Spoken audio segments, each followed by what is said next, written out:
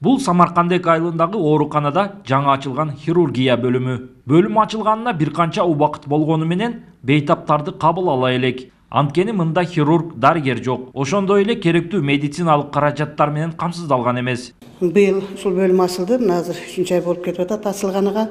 Бул дагы өтө муктаждыктан ачылды. Бизде мына көрүп турасыздар, тез болгон немелерде бир кичине гана травмаларды да тигишке эч кандай бизде шарт жок болуп атканынан ар бир жеңил нерсени да Баткенге алып барышка туура келип атты.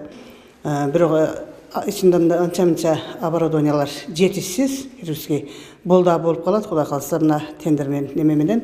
Анан эң негизгиси дарыгер жетишпей атат да, бул жерде иштеген хирург болгондо жакшы болот эле. Саламаттыкты сактоо министрлигинин Баткен облусундагы координаторунун айтымында, Самаркандек айылындагы хирургия бөлүмү чек арадагы жаңжалдарда жаралган муктаждыктардан улам ачылган. Эгерде зарылчылык болгондо дарыгерлер жөнөтүлөт. Бул хирургия бөлүмү ал жерде ошо үй бүлөлүк дарыгерлер эле иш алып барат. Бирок экстерный болгон чукул учурда ал жерге биз бул жерден дарыгерди алып барабыз. Ал жерде маселе болбойт.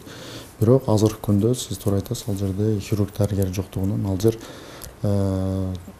жөн гана турган жок. Аны үй бүлөлүк дарыгерлер кошумча иш алып барып атат. Ал жерде иштетип, жана стоматологический бор машинасы бар, аны кошумча иш алып барып атат. Бирок эгерде чукул ситуация боло турган болсо, ал жерде хирургия бөлүмү толук иштеткен мүмкүнчүлүк бар. Баткен облусунда республиканын башка аймактарына салыштырмалуу элдин жашоо деңгээли төмөн болгондуктан жана айлык акы, турак жай маселелериндеги көйгөйлөрдөн улам тажрыйбалуу жаш дарыгерлер Баткенде көпкө кармалбайт. Дарыгерлерди кармап калуу үчүн жергиликтүү бийлик өкүлдөрү турак жай маселесин чечүүгө көмөктөшүүсү керек. Бул маселени эң бир чечүү үчүн бир ушул местный самоуправление биргеликте чечиш керек да. Мындайча айтканда, бул жаш дарыгерлерге биринчи кезекте турак жай менен камсыз кылуу. Турак жай менен камсыз кылып берсек, айлык маянасы бир ошондой деңгээлде болсо, ошондо буларды алып калуу мүмкүнчүлүгү бар да.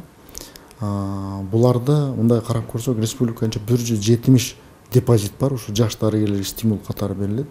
Бирок биздин областта ушул 47 дарыгер депозит менен иш алып барат. Мындайча айтканда, республикадан 3/1 бөлүгүнү биздин област элек эң көп.